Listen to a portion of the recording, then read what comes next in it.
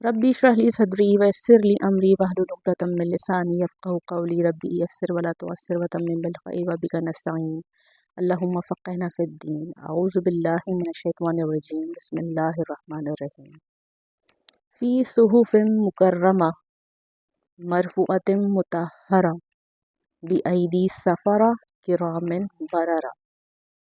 कितनी खूबसूरत आयत हैं।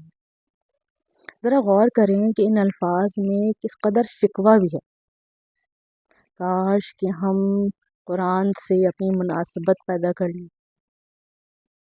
किस्सा ये है कि कुरान का जो सूती आहंग है जिसे हम हारमोनियस और ट्यून कहते हैं, और इसमें जो एक मशहूर कुन मौसीक़ी मुज़म्मर है, इसकी कोई नज़ीर ही नहीं मिलती।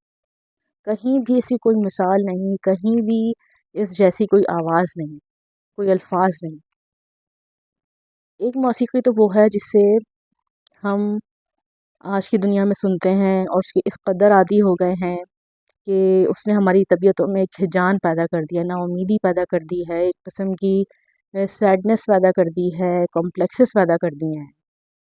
बिला वजह इंसान बैठे बैठे अपने आप को सैड फील करना शुरू कर देता है।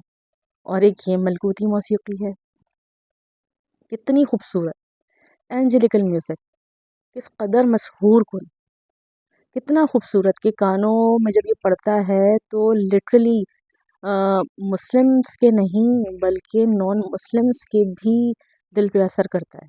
इसके अल्फाज, इसको पढ़ने वाले की आवाज़ सिर्फ़ हम मुसलमानों को ही नहीं बल्कि जो गैर मुस्लिम हैं उनको भी रोक कर रख देती है, वो भी इसको सुनने पर मजबूर हो जाते हैं।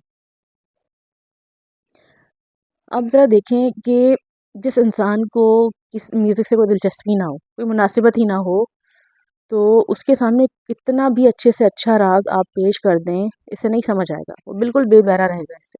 इसी तरह हमारा हाल कुरान के साथ है। कुरान में कितनी मशहूर कुन एक सदा आती है कि हम mesmerize हो जाते हैं। हम क्या बल्कि कोई भी सुनता है mesmerize हो जाता है, और हम बिल्कुल बेबहरा हैं उससे, हमें कोई एहसास नहीं है।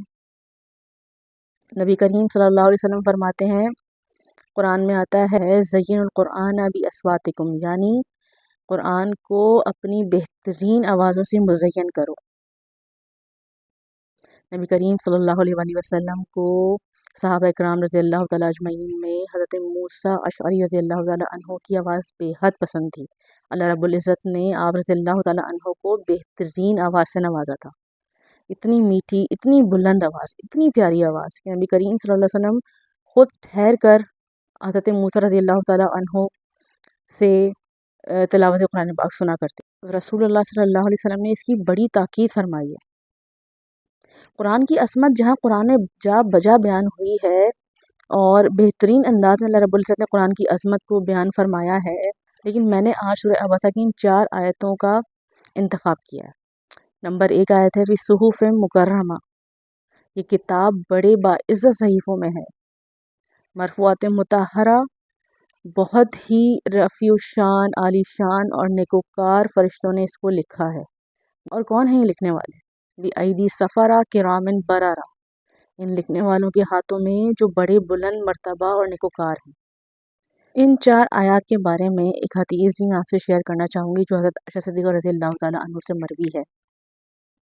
आप उम्मुल मोमिनीन हज़रत आयशा सिद्दीक़ा रज़ियल्लाहु तआला अन्हा फरमाती हैं कि नबी करीम सल्लल्लाहु अलैहि वसल्लम ने फरमाया कि जो शख्स कुरान का माहिर हो जाए, इसको सही तौर पर पढ़ता हो, इसको समझता हो, इसका रुतबा भी उन फरिश्तों का सा है जिनके लिए सूरह अबसा में सफ़ारतिन किरामिन बररा के अल्फाज आए।